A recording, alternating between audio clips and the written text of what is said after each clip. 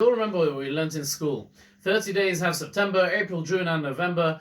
All the rest have 31, except for March, which has 8,000. It's been a long March this year, and we've all been stuck at home. Interestingly, if you look at Pesach, it's unlike any other Yom Tov. All the other Yom Tovim you find, they're primarily centered around the Shul. Rosh Hashanah, Yom Kippur, clearly. Even Chanukah we light in Shul, and we have a Hallel in Shul, etc. Then you've got Sukkot, of course, there's taking the Lulav and Esrog, going around the Bima. Pesach, all the mitzvahs are in the Jewish home specifically. We search for chametz, we destroy the chametz at home, we have the Seder table, everything's centered around the home. And it's deliberately so.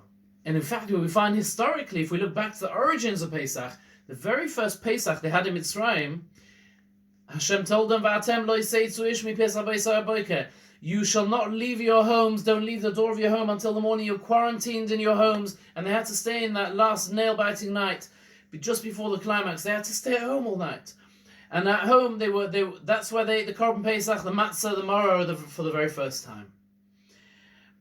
And then Hashem told them to protect you against the plague that's going around. I want you to show your dedication.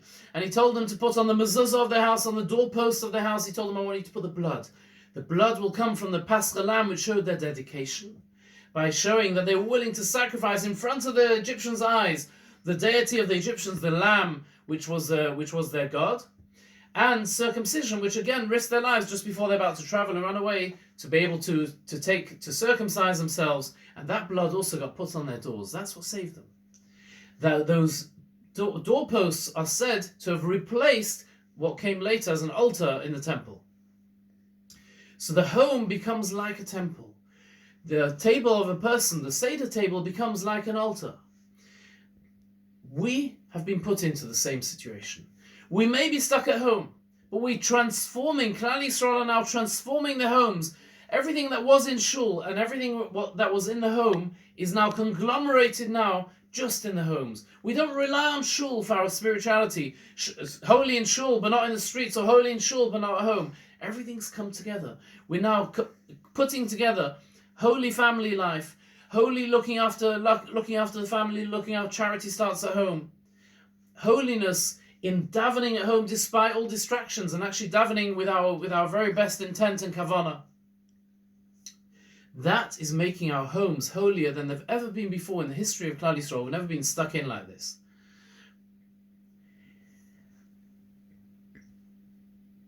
In Mitzrayim, the sequence, just before they came out, just before the Exodus, they had Choshech.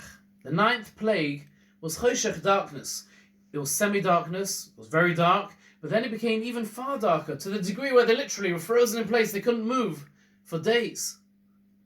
And then, in a certain way, there was even deeper darkness, where every single person in Egypt, even Paro, even the god, the demigod himself, the most powerful man in the world, knew that he as well would inevitably be afflicted by this plague which was coming from Hashem, the Makas Bechoros, the plague of the firstborn. It was very deep darkness. And the Jews also suffered from this darkness. 4/5 of the Jews perished. The ones who weren't able to go out, who weren't ready to go out, who weren't able to go out for whatever, they also died during that darkness. We are now, in March 2020, Nisan 5780, we are in a period of very deep darkness. We're in a period where all of us are wondering, what is it that Hashem wants from us? How can all this happen? We can't believe that such a thing has happened. No one in living memory remembers a situation like this. Shuls all closed down. People can't go out. Families can't get together. Can't see their loved ones. Grandparents can't see their grandchildren. We're all scared of each other. We're scared to even say hello, and we're not even smiling at each other in the streets. Social distancing is the most terrible, awful thing. And then it goes far worse. The anguish and the worry that everyone's facing, not knowing the uncertainty, and the devastation that the deaths have caused. And it's taken not regular people, it's taken the cream of our crop. Some of the greatest rabbis, some of the whole best community people who are working for the community. Our doctors and nurses are dying. The best people. How can it make sense? How can we fathom a situation like this? That's called deep darkness. I want to share with you something that I heard from the Shotzer Rebbe, who lived in London during the Second World War. And there they had the famous blackouts. And people had to get hold of black material to cover over their windows, because if you showed even a chink of light, you could get a massive fine or get punished, put in prison. If you went to a shop, to the shop where they bought the cloth, you saw some people buying just the minimum, the cheapest cloth to cover the window, and you know they only have a little tiny candle in there, and therefore it's quite easy to cover it up. But then you saw someone at the cash desk, and he's come with a double thickness cloth, and with a lining noch dazu, a very, very thick black cloth. Then you know that he must have an extremely bright light in his house, and that light must be just next to the curtain, and therefore he needs the thickest possible, the darkest possible cloth in order to cover such a bright light. Said the Shotzer Rebbe, the greatest darkness, and he said this during the Holocaust, the darkness comes before the greatest light. We're in a process now.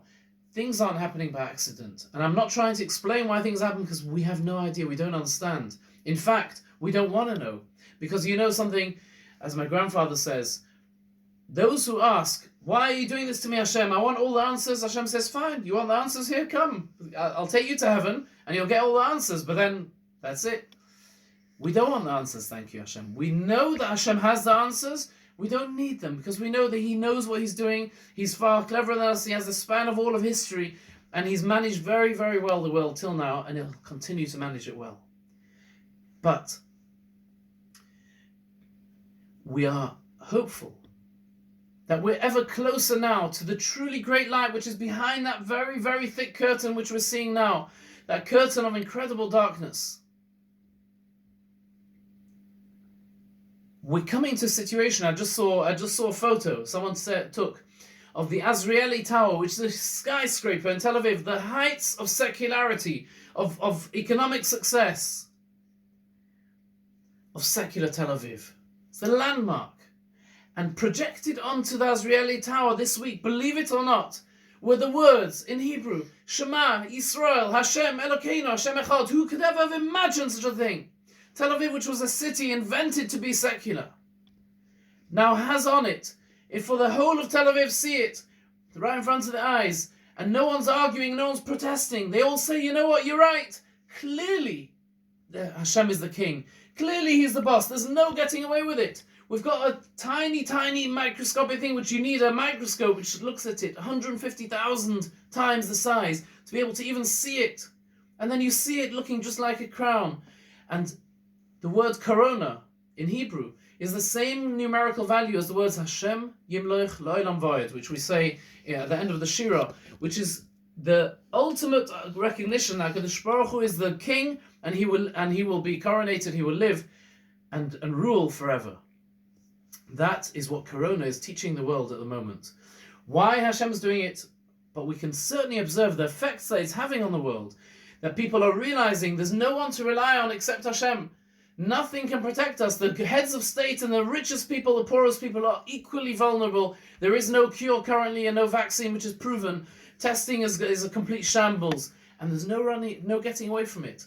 Please God, HaKadosh Baruch Hu should heal us all. We should all be healthy and well. We should have very, very soon the light from behind this curtain. Hashem should lift the curtain. We should merit to have Mashiach and to find ourselves very, very quickly in Eretz Yisrael, as quickly as He took us out of Egypt, and even faster. And please God, we should only have good news. Amen.